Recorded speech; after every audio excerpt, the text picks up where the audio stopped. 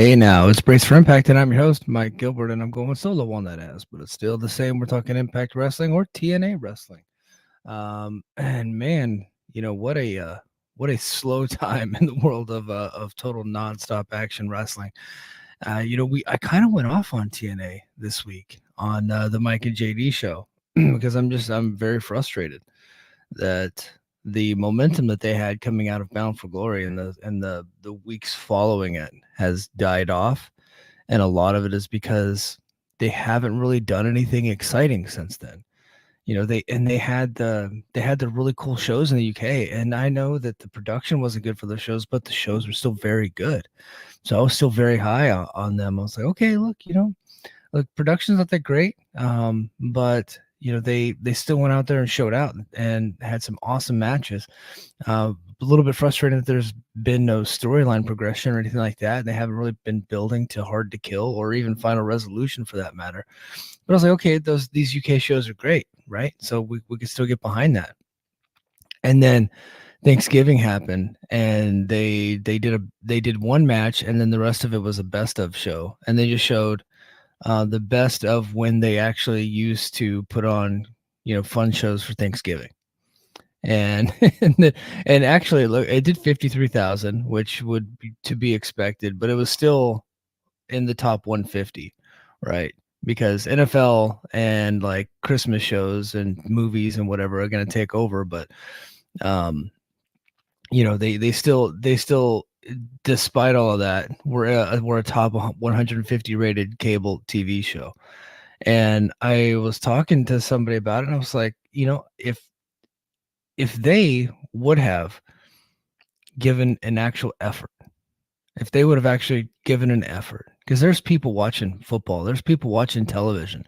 There were a lot of people that were watching football that night that probably would have watched wrestling instead because they didn't care about either team. Now, Mike, personally, well, I'm a 49ers fan, so I was always going to watch that 49er Seahawk game, and we kicked ass, by the way.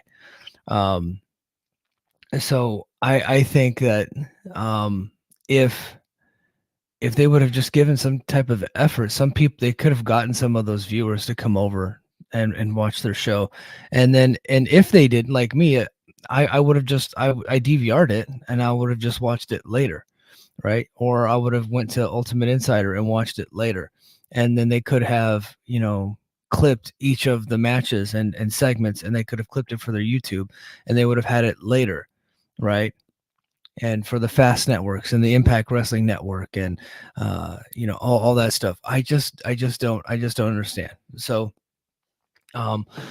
they lose momentum there, and then of course they lose even more momentum this week with IPWF. And now look, I know that there are a lot of people that a lot is a strong word. We'll see we'll see how many people actually watch the show, but my mentions tell me that there are still people that like IPWF. It's a fun thing. It's a morale booster for the locker room, and morale boosters are great, right? I'm not against morale boosters. I just don't think that they should do IPWF in lieu of their weekly television show. They should not take off. And some people are like, oh, well, they actually give their people time off. Bullshit. Their talent works for this company specifically one or two dates a month, or 1 or 2 weekends a month, right? It's not like these guys are getting overworked here. That's not the case. So don't say that. If you say that, you're a disingenuous liar and you're a bad person, right? Um, that couldn't be further from the truth. They tape all their stuff way in advance. Nobody was being asked to work on Thanksgiving. Nobody's being asked to work during Christmas. Then none of that is happening. You're an idiot if you think so. But I think that if they wanted to do IPWF, they could do it as like a side thing for the YouTube channel or for Pluto or something, you know what I mean? But not in lieu of their regular show, right? That's a waste of time. They should constantly be building to something bigger. And they have the biggest show in the history of Anthem-owned Impact or Anthem-owned TNA coming up at Hard to Kill. And they've essentially taken 2 weeks off in a row. No, actually 3, because I think the week before that was no. The week before that was Alexander Ospreay. So they've essentially taken 2 weeks off in a row. And they're getting ready to take 2 weeks off at the end of the year. I think actually, and then in the beginning of the year, because they don't have anything ready to go the week of Hard to Kill. So they're not really building to anything. There's nothing happening in this promotion. Sorry, swig of coffee for the working man. It is 6:04 a.m. right here, Hawaii Standard Time. This is going to be a little bit of a quick one today because cool announcement. I am going to be recording here shortly with Josh Nason of the Wrestling Observer Radio Network. We're going to be doing a show together. We're going to be doing a retrospective of a certain time period. I don't. It's one of the months of the year. I don't know which month. He hasn't sent me the notes yet, but I'm hoping to get a chance to take a look at those notes. But it doesn't matter. I can speak intelligently on anything that he sends me. But yeah, I'm going to be doing that here soon. So this one's going to be a quick one. But so. I watched IPWF because I respect you guys and I really appreciate you guys spending your hard-earned money to hear me talk about TNA.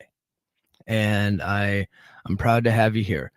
And you guys already know where I stand on IPWF. So the first year that they did it, it was before the pandemic. I want to say it was 2019. And I thought this is a fun thing to do, right? I disagreed with it being 2 weeks.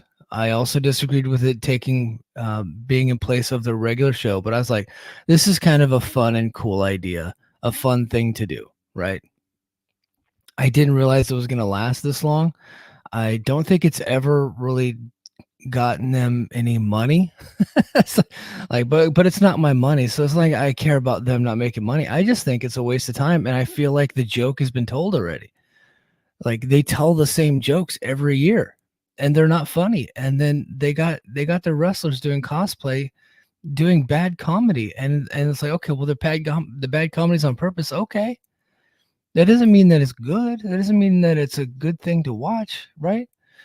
So, and I get the talent has fun with it, but you got to lead them into greatness, and that's not what's happening. And you guys, maybe you disagree with me on that, but I can tell you one thing: IPWF didn't do anything to get anybody interested in Hard to Kill. I can tell you that. Let's take a look at it. Here's Hard to Kill. Tickets distributed 563. Available tickets 617. Current setup 1180. They've sold 24 tickets in a week. And they've also added a me plus 3 4-pack offer where they're selling tickets down to $26.25. So they're getting ready to get into BOGO territory. A lot of those tickets are going to be given away. So their strategy is not working. Taking 2 weeks off in November is not working. Not doing regular shows and not building to your pay-per-view is not working. Not working.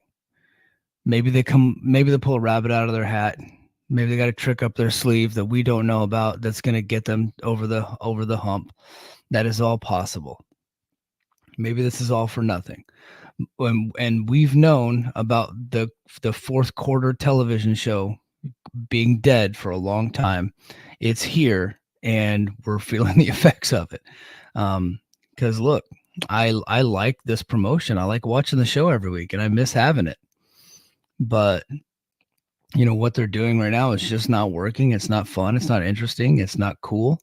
And they're missing. I feel like they could have something great right now. I feel like the momentum that they had was awesome, and they're blowing it. And I think that's the part that's frustrating for me. They're blowing it. I really feel like they're blowing an opportunity here, and it's very much like this promotion to blow a big opportunity. They had so much momentum coming out of Bound for Glory, and they really could have capitalized on it, and they have ultimately decided not to. But yeah, so I watched IPWF, and honestly, there was a couple funny moments, but the acting is so bad, And Mike, I was like, oh, Mike, that is supposed to be bad. Okay, I get it. It's not funny. And you're like, oh, Mike, I really like it. Okay, there. If you're gonna do a throw, at least have some good matches. They even have good matches. Like they they're making a mockery of it, and the matches are just awful. It's like, and they're purposely awful. It's like, who wants to see 2 hours of like purposely bad TV, purposely bad wrestling, like purposely bad promos? Like, have any of these people watched wrestling in the 80s lately? The promos are much better than they are today.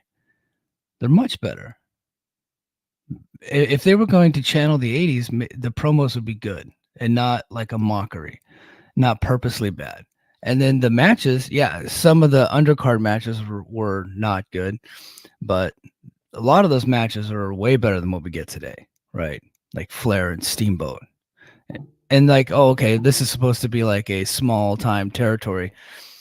Go back and look at some of the small time territory stuff. Look at, the Continental territory, the Memphis territory. Look at the territory from the Fullers um and the stuff down in Alabama. Like, yeah, it's cheesy, it's over the top, but the people were into it, right? And the promos were fire. And yeah, the matches they oversold a lot of stuff, and they did finishes, with DDTs and superplexes and stuff like that. But that was good. So don't be making a mockery of something that's better than what you're already doing now. So, but anyway, yeah. So I watched it. I think the only thing I really liked about it was Jim Miller, Rusty Iron. She's my favorite every year, and I thought this year was even better. In fact, I'm cool with her just being Rusty Iron full time. And Ace Austin, I thought, did a pretty good job. So, but other than that, it was just a complete waste of time. Alexander and Santino Marella did their best to actually try to have a good match, but it was, whatever. And there was a little bit of a controversy on Twitter involving me, I guess. Some people got real pissed off at me. So I was under the impression this was 2 weeks. And the reason why is because at some point during the show, they advertised matches for next week. And then I get up this morning or yesterday morning, and they're advertising that they're going to Mexico this week for Impact, and they're doing their AAA show. Well, they're the ones that advertise matches happening for next week. Maybe that was just kind of a part of the gimmick, right? It was part of their thing, like it was never supposed to happen, and that's fine. But that's why I thought that. So, and then of course when they switched it, and turns out they're doing AAA next week, I completely took credit for it, and said that bullying works, and you show them, you put your money where your mouth is, as Tony Khan would say, and you don't watch the stuff that sucks. And IPWF sucks. So a lot of people got mad at me. Look, if your feelings were hurt by that, you need to get thicker skin, and you need to do something different with your life, because whatever you're doing in your life is not working, right? You need to toughen up a little bit. If you're insulted by that, okay, you're allowed to be insulted. I don't care. That's fine with me. Continue being insulted, continue being offended. That's up to you. If you're a weak person like that gets offended by me not liking IPWF, maybe you don't need to be following me on Twitter. Maybe you don't need to be listening to this program, because you're not exactly the type of person that I want listening to my show anyway, because you're not tough enough. You can't hang with me. So go get thicker skin.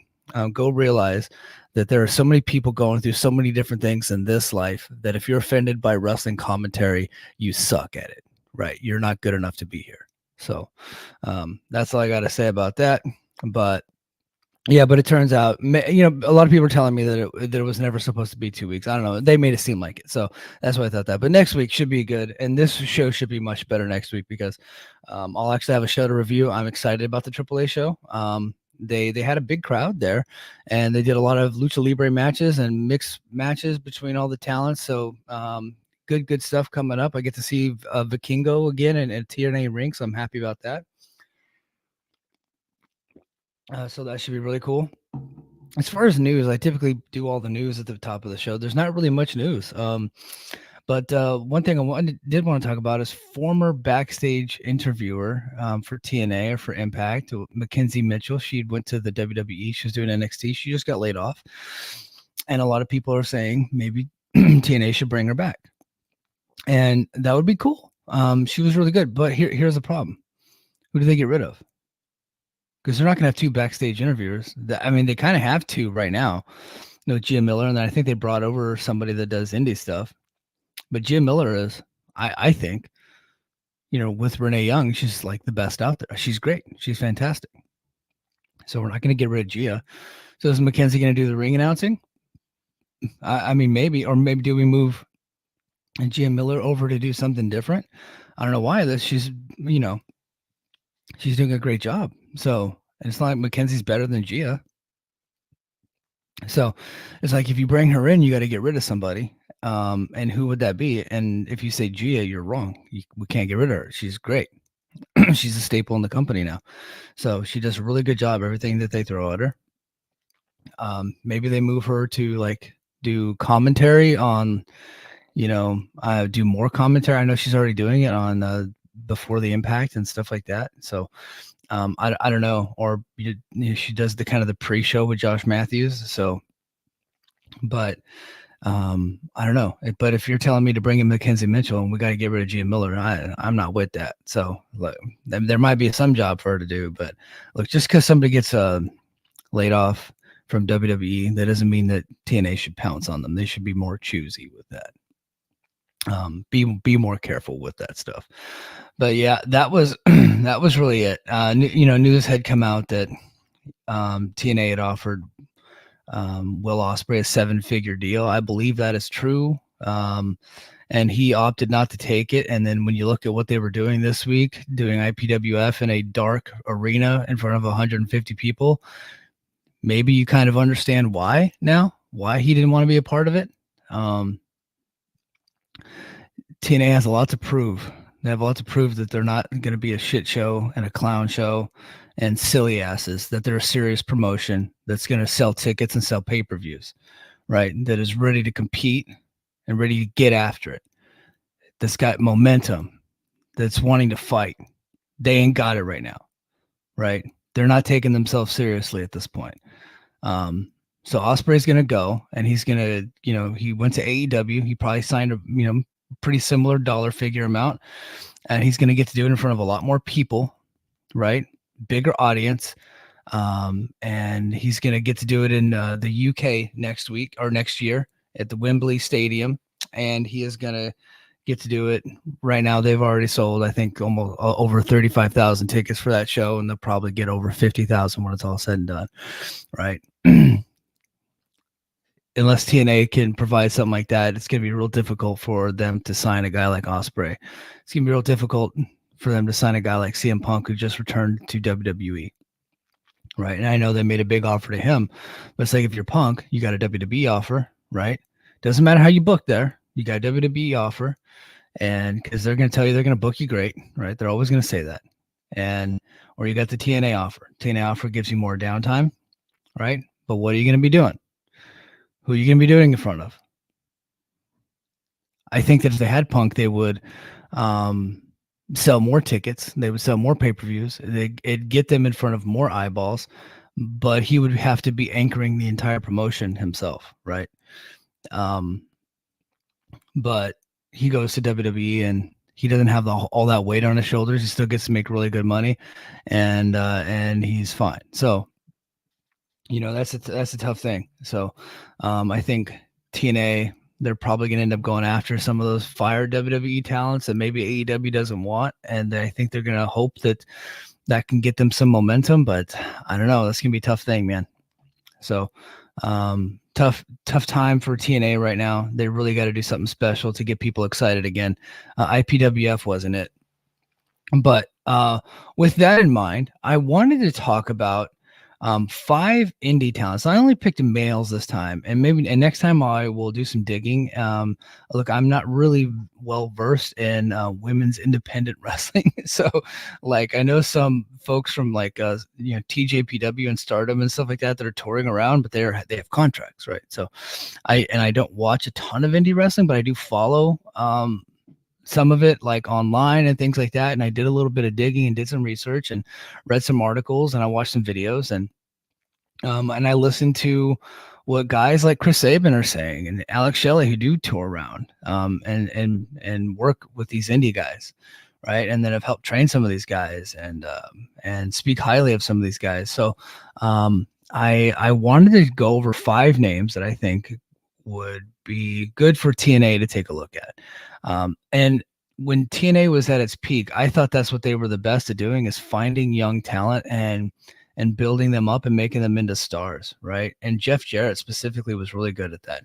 If you take a look at TNA's greatest stars, AJ, Alex Shelley, Chris Sabin, a lot of those Christopher Daniels, Frankie Kazarian, like a lot of Samoa Joe, a lot of those guys had never really been on television before. And now you might say, oh, well, they were on Ring of Honor. Nobody fucking watched Ring of Honor in the early 2000s besides, a few tape traders, right? They were on DVD. So don't tell me that you're being silly if you say that it was Ring of Honor. No, it was TNA. TNA platformed these guys, right? Ring of Honor did have a lot of great stars come through Ring of Honor. They were great at that too. But TNA would go out and get these unknown talents that worked Ring of Honor, right? That worked all the indies. And they would bring them in and make them into, bigger names, right? And give them a bigger platform to shine. And I like their first, worldwide television exposure would come from TNA. So I thought that that's what they were the best at. Much better than WWE.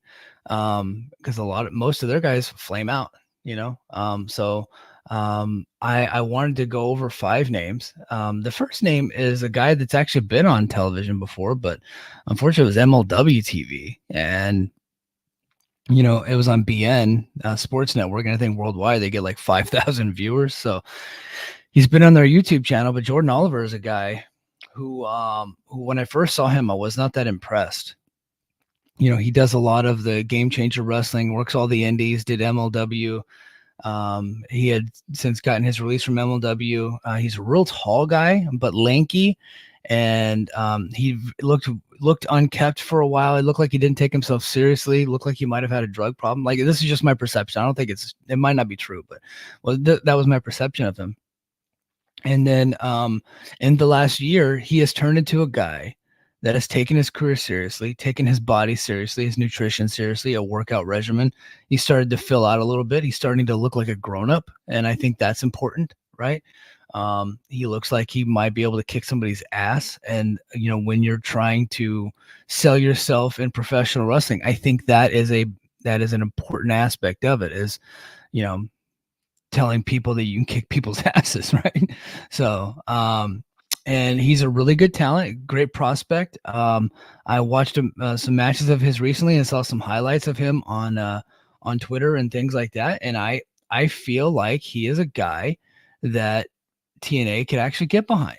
And look, not like push him to the moon right away, not make him the world champion right away, but like X Division guy. I think that we could do something with this guy. And it looks like he's got a highlight video on his Twitter. So let's go ahead and go to Jordan Oliver's Twitter a little bit and take a look. So he's gonna be over in the UK for a while. But let's take a look at some Jordan.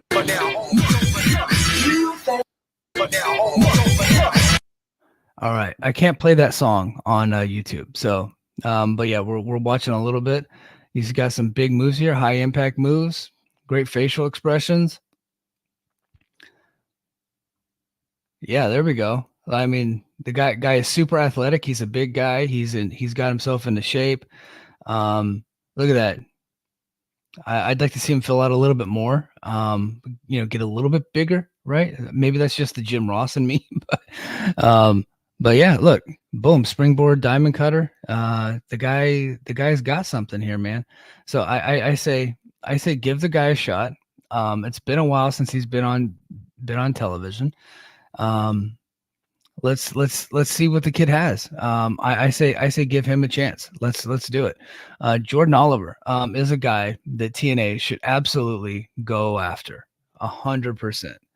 Um, Now the next guy that I think that they should give a shot to is a guy named Brian Keith. Um, he's another guy that's making waves. I think he was recently got himself onto onto AEW television. TNA, almost a Freudian slip, but he is he's a little bit on the shorter side, which is okay. Like in this day and age, um, he's a little bit on the shorter side.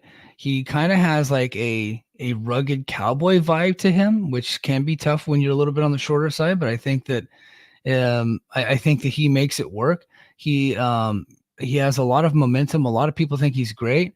He has really good matches. I've seen some of it, and he looks great on a poster. Which which you guys might not think that's important, but it is pretty important. And he works for a promotion out of North Carolina called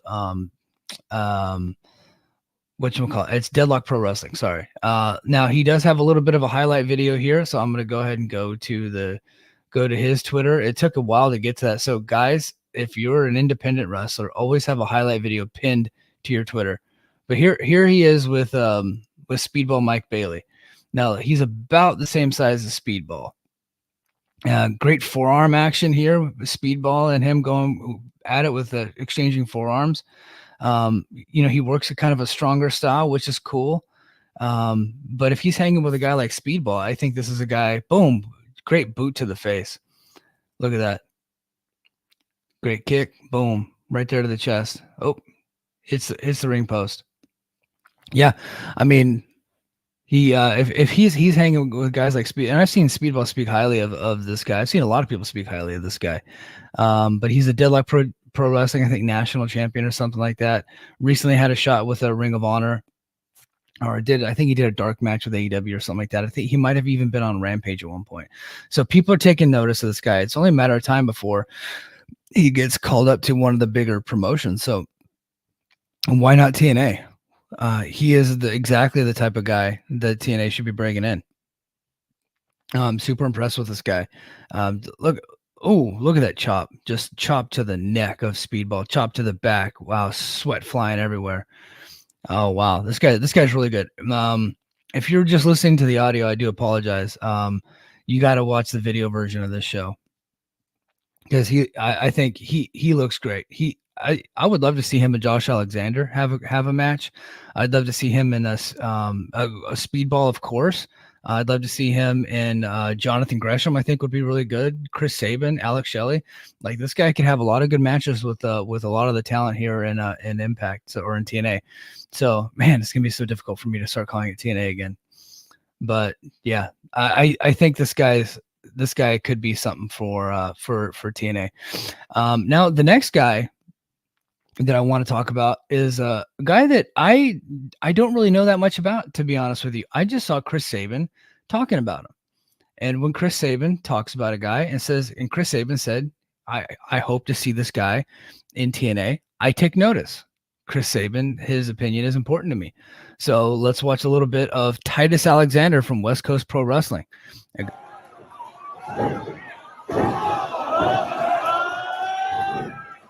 Music. Let's see. Boom. Really good athlete. Again, a little bit on the shorter side, but that's okay. But he's in great shape. Let's see. Oh. His opponent here is looking pretty good too. Look at beautiful drop kick. This guy has an amazing drop kick. Yeah, that was good action from one Titus Alexander. I went through his Twitter and I was hoping that he had like a full blown highlight video, and he just does not have one. So he's got to clean that part up. He's got to advertise himself a little bit better. So, but yeah, Titus Alexander. And that's just strictly because Chris Sabin said that he should get a shot. And I'm like, okay, Chris Sabin says it. I'm saying it now too. And in fact, I just followed Titus Alexander. Plus, he's from Sacramento, California, my old stopping grounds from whenever I lived up in that area for a long time. So, oh wow, I'm going through Titus's Twitter, and it looks like Kota Ibushi is in Pro Wrestling Noah. That's cool. I know he signed with AEW, but he gets to work Japan dates, so kind of cool. Yeah, I dig it. I dig it. And then the next talent I wanted to talk about is Adam Brooks. So we actually have seen Adam Brooks on TNA before, because whenever they did their tour of Australia, he actually worked some matches, and I thought he was super impressive. He reminded me a lot of Davey Richards, and of that ilk. And I'm like, why is this guy not already signed here? He works Pro Wrestling Noah. I think he did some Ring of Honor back in the day. It makes no sense to me that he is not signed to a major promotion. Like, I don't understand why he's not. Like, I know he works Noah, but I don't understand why he's not already in New Japan, right? This guy is insanely good. So I think that in good promo, great look, like he's jacked, in shape, like works great, like just a super, super talented guy. That he should be signed like yesterday. And if they do bring him in, he needs to be kind of in the mix with some of the top guys. Like, I'm not saying like bring this guy up slowly. Like, you bring this guy in and he's in the mix right away. That would be my opinion of Adam Brooks. Like, this guy is just shredded, athletic, hits hard, everything looks great, can cut a good promo, but he looks like a star, right? Like, you know what? I actually found a highlight. So if you're watching this on YouTube, I actually do have a little bit of a highlight video that we can go to on Adam Brooks. So let's go ahead and this is from Deadlock. This is from Deadlock Pro Wrestling. So again, dude, Deadlock Pro Wrestling. Shout out Lucha Doncic. That's his home promotion. They're like the new like kings of independent scouting, right? Because they get a lot of guys that would look great in all these bigger promotions. Like, they're giving a lot of guys the platform, and the way they film their stuff is really good. Great booking. They book all the top indie stars. But yeah, look at this guy Brooks, man. I think they sped up the video a little bit because it's going along in line with the song, but like everything he does is tremendous. So yeah, but Adam Brooks, I think Adam Brooks would be another guy that they could take a look at. And then lastly is Michael Oku from the UK. Now, they just signed Leon Slater. Michael Oku, another young guy. He had one of the great matches of the year this year or I think it was last year, with Will Ospreay, like a super emotional, like big time storytelling match. His selling is great. Like, he's kind of like a Ricky Morton, right? But like super athletic, super dramatic wrestler, dramatic in a good way. Like, he is just a flat out fantastic wrestler.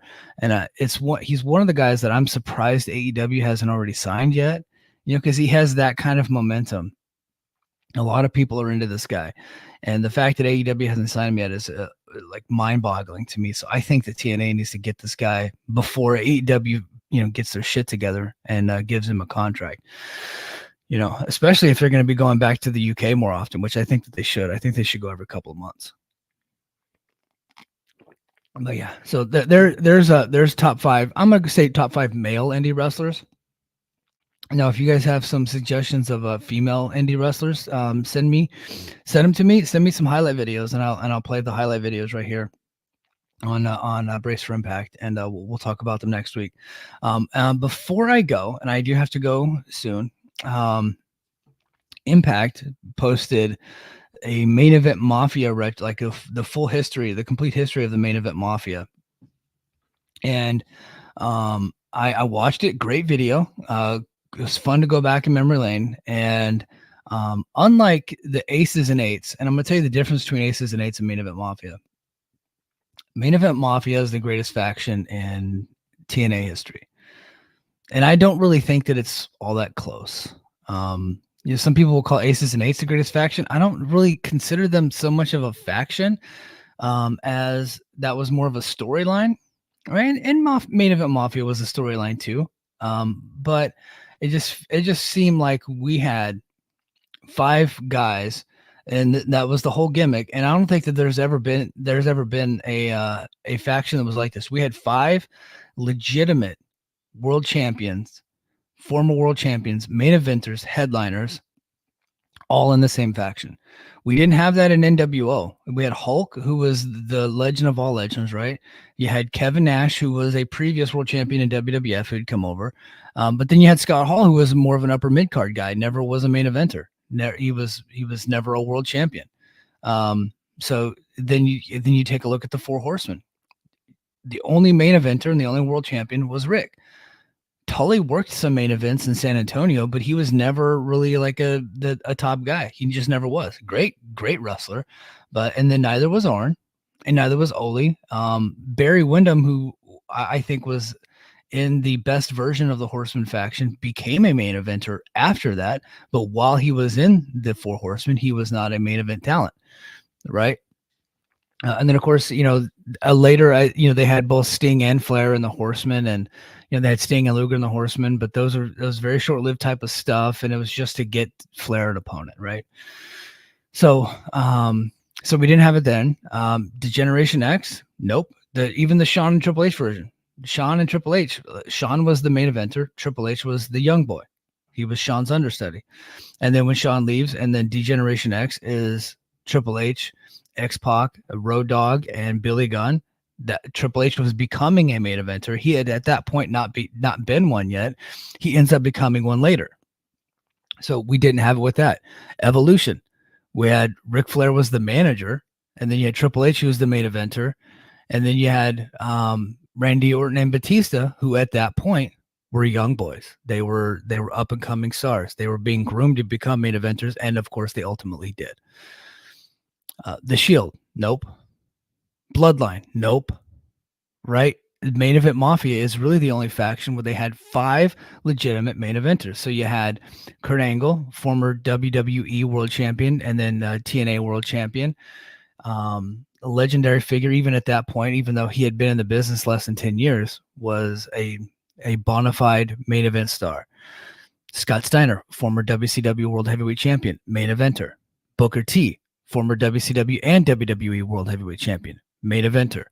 Kevin Nash, WWF and WCW World Champion. Sting, WCW and TNA World Champion. And I really like the early stuff that they did. And I like the way that I like the story that they were telling. So basically and I'm not going to do like a full 30 minutes because I do have to go soon, but if you don't remember, so Main Event Mafia was created because those 5 talents were feeling like they were being disrespected by the likes of AJ and Samoa Joe and James Storm and the younger talents. The younger talents were not giving them their respect. And Booker T would always do the respect. I thought that was so funny. And so they started to come together. Sting was a babyface, but the rest of the guys were all heels at this point. And that was the dichotomy of the group. There was, even in the beginning, there was friction between Kurt and Sting. They never really seemed like a completely unified front, and I think that was the downside of it, because it always made it seem like this whole thing was going to be short-lived, even from the beginning, because Sting was never fully invested in being a heel. But that also made some interesting television. Like, you have this underlying issue already within the group that they could play off of. All right. So that was one of the more interesting things about the faction, is that you had 4 heels and 1 babyface, but the babyface and the heels agreed on something, that the young guys are not giving them their respect.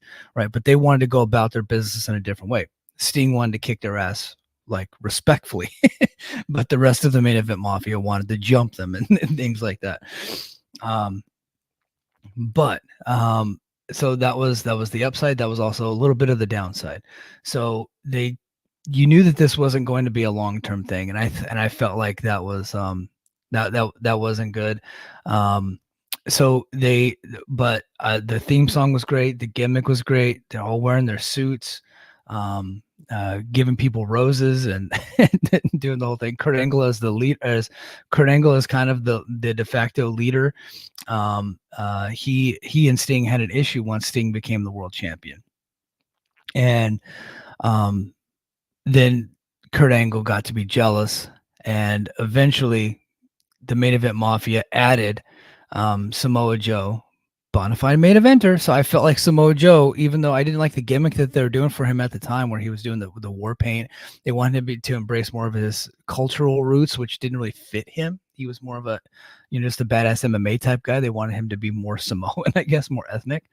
And then they brought in Matt Morgan, and I was like, okay.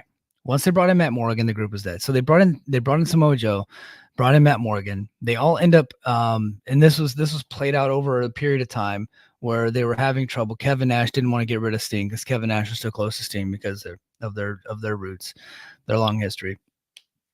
But they eventually they added Samoa Joe and Matt Morgan, and kicked out Sting, and that was essentially the end of the group.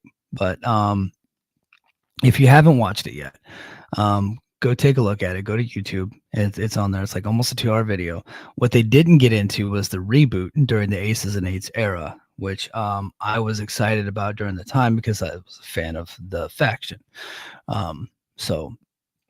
But I really enjoyed the video. I want everybody to take a trip down memory lane and go check it out. And I apologize for not getting too deep into it.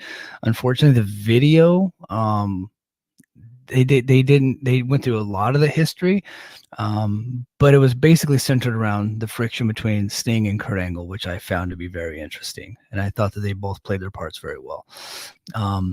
Next time I do one of these deep dives, I didn't do a deep dive this time, but the next video that I'm going to watch of the full history of is going to be Joker Sting, and I hope to be able to get more deep into it. But yeah, everybody go take a look at that. All right. Well, my kid just woke up and I got to go hit up Josh Nason here pretty soon. So thank you, everybody, for joining me this week on Brace for Impact. And until next week, mahalo.